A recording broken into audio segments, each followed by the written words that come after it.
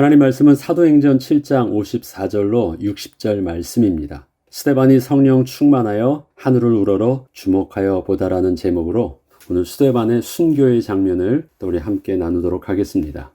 스데반이 거짓 증인들에 의해서 신성 모독죄를 뒤집어쓰고 죽임당할 위기에 처한 상황에서 마지막 변론을 하는 모습에는 어떠한 두려움이나 억울함도 없었습니다. 그 상황을 모면하기 위한 어떠한 변명도 없었음을 우리는 보게 됩니다. 다만 그는 유대의 모든 종교 지도자들 앞에서 예수 그리스도의 복음을 전할 수 있던 유일하고도 마지막이 되는 그 기회를 온전히 복음 증거에만 사용하려고 집중하고 있었을 뿐이었습니다. 유대 공회원 앞에 서서 변론이 아닌 설교를 하고 있던 모습을 성경은 이렇게 기록하고 있습니다. 공회 중에 앉은 사람들이 다 스데반을 주목하여 보니 그 얼굴이 천사의 얼굴과 같더라. 스데반의 얼굴이 천사의 얼굴과 같았다는 말은 그의 모습이 너무도 평안하다라는 것이었습니다. 이것은 결과적으로는 스데반이 설교를 마치자 그 말을 듣고 마음에 찔려 그를 향하여 이를 갈았다라고 그 스데반 설교 마지막의 모습을 기록하고 있는데, 스데반이 저들 앞에서 설교를 하고 있던 그 태도와 모습에는 어떠한 적대적 감정이나 두려워하는 모습을 전혀 볼 수 없었다라는 것을 말합니다. 지금 길게 설교를 하잖아요. 성경에서 한 장 이상을 기록하고 있는 내용이라면 이것을 설교를 했다면 꽤 오랜 시간을 지금 설교를 한 내용입니다. 근데 그 전하고 있던 모습이 이전에 베드로 사도가 공회원들 앞에서 섰던 모습과는 근본적으로 다른 태도와 영적 분위기인 것을 알 수 있습니다.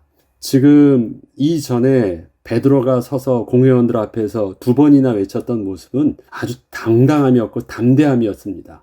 그렇게 말을 했어도 저들은 어떻게 건드릴 수 없어서 못 건드렸지 굉장히 이 감정적으로는 저들에게 강하게 지금 어필하였습니다. 그런데 스데반의 모습은 전혀 그렇지가 않아요. 저들이 보았을 때도 어떤 적대적이나 상대에게 강하게 뭔가를 말하려고 하는 그 모습보다는 오히려 천사의 모습과 같았다. 그 한 이미지가 나타나잖아요. 아주 온화하고 부드럽고 평안한 모습으로 그렇게 상대에게 찬찬히 말하고 있는 모습이 스데반의 그 죽음의 위기 앞에서의 설교의 모습이었고 태도였습니다. 이러한 스데반의 모습에는 지혜와 성령의 충만함이 있었기 때문이었습니다. 그리고 스데반의 마지막 순교의 모습을 누가가 기록하면서 이렇게 그 상황을 또한 증거하고 있습니다. 스데반이 성령 충만하여 하늘을 우러러 주목하여 하나님의 영광과 및 예수께서 하나님 우편에 서신 곳을 보고 말하되 하늘이 열리고 인자가 하나님 우편에 서신 것을 보노라 한대. 주목하여 바라보았다는 것은 스데반이 의미 있게 시선을 고정하여 보았다는 것을 말합니다. 봐야 될 곳을 딱 고정하면서 보는 것입니다. 하나님 우편에 서신 곳을 바라보았습니다. 하나님 우편에 서신 곳으로 시선을 돌렸고 그 시선을 돌렸을 때 거기에서 서 계신 예수님을 또 바라봤습니다. 정확하게 바라봐야 될 방향을 알았고 바라보아야 될 그분을 보았습니다. 그리고 예수님과 스데반의 시선이 마주친 거예요. 이게 지금 주목하여 본 상황입니다. 예수님만이 보고 계셨다라는 것이 아닙니다. 예수님과 스데반의 얼굴이 정확하게 이렇게 마주쳐서 잠시 눈빛의 교환이 있었던 것입니다. 그렇게 표현하고 있습니다. 이 상황은 성령님께서 스데반의 얼굴을 돌려서 하나님 우편에 서서 자신을 바라보고 있던 예수님과 그 시선이 마주치게 하신 장면을 아주 생생하게 증거하고 있던 것입니다. 스데반이 성령 충만하여 서 계신 곳을 향하여 보았고 그 서 계신 주님을 바라보았다. 누가 한 것입니까? 성령 하나님께서 스데반의 얼굴을 이렇게 돌려주신 거예요. 그리고 예수님과 보도록 한 것입니다. 그게 성령의 충만함이에요. 성령께서 둘을 조우하게 하신 거예요. 예수님과 스데반을. 그게 바로 성령 충만함이었습니다. 예수님과 스데반이 서로 시선을 맞추게 된 그 시점은 스데반이 자신이 말하고자 했던 예수 그리스도의 복음을 온전히 다 전한 후 이 사실을 듣고 공회원들이 이를 갈며 죽이고자 하는 마음이 불같이 일어날 때였습니다. 그리고 이때에 성령께서는 스데반의 시선을 하늘 보좌 우편에 서서 바라보고 계셨던 예수님께 맞추게 하여 주심으로 스데반의 마음이 곧 예수님의 마음이셨음을 분명하게 증거하고 있던 것이었습니다. 그리고 스데반의 순교 당시의 마음이 예수님께서 십자가에서 죽으실 때 품으셨던 그 마음과 다름이 없었다는 것을 보여주고 있습니다. 이렇게 스데반의 마지막 순교의 장면이 예수님께서 십자가에서 죽으시기 직전 보여주셨던 모습과 똑같다는 것을 동일한 누가가 누가복음에서는 이렇게 증거하고 있습니다. 그들이 돌로 스데반을 치니 스데반이 부르짖어 이르되 주 예수여 내 영혼을 받으시옵소서 하고 무릎을 꿇고 크게 불러 이르되 주여 이 죄를 그들에게 돌리지 마옵소서 이 말을 하고 자니라. 이게 지금 사도행전에서 스데반의 모습을 묘사하고 있잖아요. 이것을 누가복음에서는 십자가에서의 예수님의 그 마지막 모습을 이렇게 증거하고 있습니다. 예루살렘의 딸들아 나를 위하여 울지 말고 너희와 너희 자녀를 위하여 울라. 이에 예수께서 이르시되 아버지 저들을 사하여 주옵소서 자기들이 하는 것을 알지 못함이니이다. 똑같은 영적인 감각을 가지고 동일하게 하나님께 기도하는 모습을 보여주고 있습니다.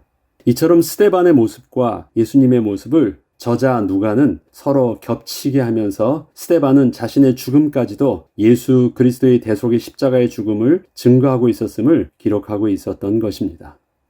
스데반이 이 죄를 그들에게 돌리지 말아달라는 기도를 한 것은 예수님께서 십자가에서 하셨던 말씀처럼 저들이 자신이 하는 일을 알지 못하기 때문이었습니다.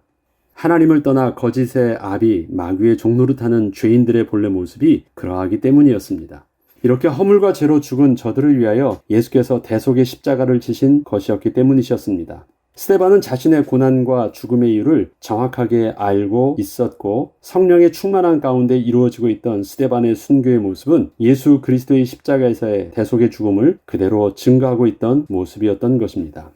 결과적으로 보면 스데반이 성령 충만하여 예수님께서 하늘문을 여시고 하나님 우편에 서서 바라보실 정도로 온전한 복음을 증거했음에도 불구하고 스데반의 설교와 사역을 통해서는 베드로 사도가 성령 충만하여 스데반과 다르지 않은 복음을 전했을 때 3,000명의 제자가 일어나는 역사가 있었던 것과는 다르게 스데반은 그 자리에서 복음을 거부한 자들을 통하여 돌로 쳐 죽임을 당하는 일이 일어났습니다. 이 내용을 전체적으로 보면 누가는 스데반과 예수님의 시선을 마주치게 하면서 서로 스데반과 예수님의 마음이 하나가 된 것을 전하고 있습니다. 스데반에 설교했던 그 내용들이 예수님의 바로 마음이셨음을 동일하게 보여주고 있습니다. 그렇게 스데반의 마음을 예수님의 마음과 동일하게 연결하고 있잖아요. 그렇게 하면서 스데반이 했던 말들을 통해서 예수님께서 십자가상에서 죽으시면서 하셨던 그 동일한 말을 함으로써 스데반의 마음과 예수님의 마음이 하나로 동일되어 있다는 것을 이렇게 겹쳐서 오버랩시키고 있습니다.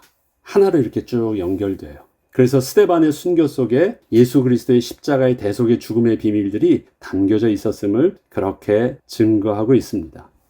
스데반의 사역의 모습과 베드로의 사역의 모습을 보면 어떻습니까? 베드로도 오순절 마가다락방에서 설교했던 내용들 보면 구약의 성경의 내용을 가지고 예수 그리스도를 온전히 증거했습니다. 계속 그 초대교회 성도들에게 사도들이 복음을 전할 때는 구약의 말씀을 가지고 계속해서 예수 그리스도를 증거했습니다. 이처럼 스데반도 오히려 베드로나 사도들이 전했던 복음보다 더 구체적으로 구약의 내용을 아주 상세하게 차분차분히 이야기하면서 복음을 전했습니다. 지난 시간에도 말씀드렸듯이 스데반의 그 사역 속에서는 성령의 충만한 가운데 기사와 이적과 표적도 아주 크게 일어났습니다.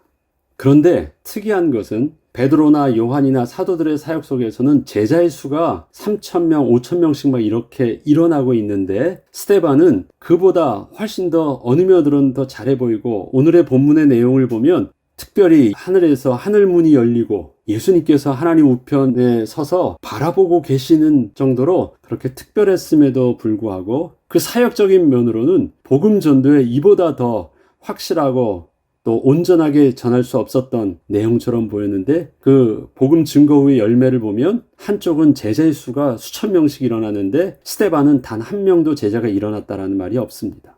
그것을 통해서 일을 가는 자들이 생겼고 그것 때문에 결국은 비참하게 하나님께 저주를 받았다라는 의미가 담겨져 있는 그 돌로 쳐 죽임을 당하게 된 것입니다. 결과는 그래요. 이렇게 들로 크게 비교되는 상황들이 일어났습니다. 오늘 본문의 이러한 내용들에 대해서 어떻게 하나님의 구원의 역사가 이루어지는지를 성경은 또 이렇게 마지막으로 기록하고 있습니다. 그들이 큰 소리를 지르며 귀를 막고 일제히 그에게 달려들어 성 밖으로 내치고 돌로 칠세 증인들이 옷을 벗어 사울이라 하는 청년의 발 앞에 두니라. 그들이 돌로 스데반을 치니 스데반이 부르짖어 이르되 주 예수여 내 영혼을 받으시옵소서 하고 무릎을 꿇고 크게 불러 이르되 주여 이 죄를 그들에게 돌리지 마옵소서 이 말을 하고 자니라. 사울은 그가 죽임 당함을 마땅히 여기더라. 그날에 예루살렘에 있는 교회에 큰 박해가 있어 사도 외에는 다 유대와 사마리아 모든 땅으로 흩어지니라. 경건한 사람들이 스데반을 장사하고 위하여 크게 울더라. 이렇게 스데반은 그렇게 죽고 사울은 그 죽음을 보면서 마땅히 여기고 경건한 사람들은 크게 울고 예루살렘에 있는 교회는 큰 박해가 있어서 사도 외에는 다 흩어지게 되는 상황이 발생한 것처럼 보이지만 사울이라 일컫는 훗날 바울 사도의 모습과 이전에 예수님께서 말씀하셨던 예루살렘과 온 유대와 사마리아 땅끝까지 내 증인이 되리라 하셨던 그 말씀처럼 또 예수님의 말씀이 박해로 흩어지게 되었던 그리스도인들의 모습 속에서 나타나고 있었습니다. 우리가 중요하게 기억할 수 있는 몇 가지 단어들이 있잖아요. 바울, 예루살렘, 온 유대와 사마리아 땅끝까지 흩어지는 것.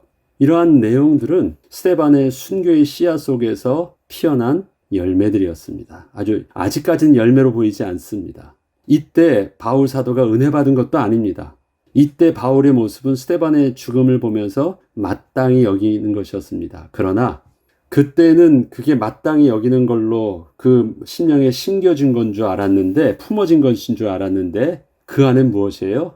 그것이 바로 너가 하나님을 핍박한 죄라는 그 죄를 깨닫게 하는 하나님의 거룩한 씨앗으로 순교의 모습을 스데반의 순교의 모습을 또 바울 사도에게 그렇게 심게 하셨던 장면이었던 것입니다. 우리는 이해할 수 없는 상황이었어요. 당시의 상황 속에서 경건한 사람들은 울음의 현장이었고 스데반이 발단이 된 거잖아요. 스데반의 사건으로 인해서 박해를 받게 되고 스데반 당사자는 죽게 되고 이러한 일들이 일어나 보였지만 하나님께서는 그 상황을 아주 역사적인 순간으로 스데반을 사용하셔서 진행하고 계셨던 것입니다. 하나님의 구원의 섭리는 비록 스데반은 단 한 명의 제자도 못 일으키고 순교한 것처럼 보이는 그 현장에서 세계 복음화의 위대한 첫 발걸음을 스데반을 통하여 시작하신 것이었습니다. 스데반의 사역은 하나님과 시선이 맞추어진 사역이었습니다. 스데반의 평안함도 하나님과 시선이 맞추어져 있었기 때문에 누릴 수 있었던 영적인 안정감이었습니다. 비록 인간적으로 볼 때 당장의 스데반의 순교는 모든 경건한 자들이 슬피 울 수밖에 없었던 안타까운 모습이었지만 하나님께서는 성령 충만한 가운데 스데반을 그렇게 가장 귀히 사용하신 것이었습니다. 성경에 하늘문이 열리고 예수님께서 하나님 우편에 서서 바라보고 계시다라는 표현을 어디에서 기록하고 있습니까? 스데반에게 기록하고 있거든요. 이것이 그만큼 중요한 역사적인 순간이었다는 것입니다. 모든 사람들이 여러분 축구 경기를 하더라도 가장 중요한 순간이 어떻습니까? 다들 벌떡 일어나가지고 막 그것만 더 집중하여 보려고 하잖아요. 예수님의 마음이 지금 스데반의 그 상황이 얼마나 중요한 상황인지 정확하게 알았던 것입니다. 마지막 순간에 그가 주님을 향하여 바라보고 계시다는 것을 알면서 스데반의 마지막 죽음의 순간에 했던 고백이 무엇입니까? 아버지 저들의 죄를 용서해 주세요. 누구의 말과 똑같은 거예요? 예수님의 마음과 똑같은 마음이에요. 무엇입니까? 이 십자가의 대속의 비밀들을 정확하게 깨닫고 있었기 때문에 그렇게 증거할 수 있었던 것입니다. 그리고 그는 순교했습니다. 순교했던 모습을 죽었다고 표현하지 않고 잤다고 표현합니다. 그럼 어떻게 됩니까? 훗날 주님이 이 땅에 다시 올 때 잠자는 자들을 깨울 것입니다. 제가 볼 때는 잠자는 자들을 먼저 깨운다 그러니까 스데반을 제일 먼저 깨울 것 같다는 생각이 듭니다. 가장 중요한 역사적인 순간이었습니다. 우리의 삶의 시선도 하나님의 시선과 맞춰지는 은혜가 그래서 우리에게 있어야 되겠습니다. 지금의 당장의 모습 속에서는 이해할 수 없고 또 당장의 모습은 안타까워 보이더라도 우리가 주위를 바라보지 않고 성령께서 바라보게 하시는 그 시선을 우리가 얼굴 들어 주님과 시선이 맞추어지게 될 때 우리가 이해할 수 없었던 오늘의 삶의 상황과 사건과 아픔들은 그것이 우리에게 평안함과 영적인 안정감과 하나님의 구원의 역사를 이루는, 또 하나님의 나라를 회복하는 중요한 영적인 비밀로 우리들의 삶의 모습들을 그렇게 하나님이 사용하실 것이고, 우리가 그렇게 쓰임받게 될 것입니다. 이번 한 주간의 우리의 삶 속에서, 일상 속에서 하나님과 시선이 맞추어지는 축복을 누리는 저와 여러분 되길 주의 이름으로 축복합니다. 기도하겠습니다. 하나님 아버지, 경건한 사람도 모든 그리스도인들도 스데반의 사건을 다 이해할 수 없어서 슬피 울 수밖에 없었습니다. 스데반의 그리스도인의 모습 속에서는 하나도 잘못이 없었는데 결과적으로 스데반은 돌로 맞아 그렇게 죽임을 당하는 순교를 하게 되었습니다. 우리는 지금 이 상황이 이해할 수 없어서 마음이 아프고 안타까워서 울 수밖에 없는 상황이지만, 주께서 우리의 모습을 보며 또 일어서셔서 집중하는 그 은혜가 있기를 소원합니다. 하나님과 우리의 얼굴이 시선이 맞추어지게 하시고, 우리가 그 삶의 현장 속에서 주님과 동행함으로 평안하게 하시며, 또 담대하게 하시고, 또 지혜롭게 많은 사람들에게 인간적인 감정이 아닌 주님의 마음으로 복음을 증거하는 은혜가 있게 하여 주시옵소서. 우리의 상함이 복음을 막지 아니하게 하시고, 우리의 기도가 주님의 기도가 될 수 있도록 성령님 오늘도 충만히 우리를 이끄시고 인도하여 주옵소서. 감사드리며 우리 주 예수 그리스도 이름으로 기도합니다. 아멘.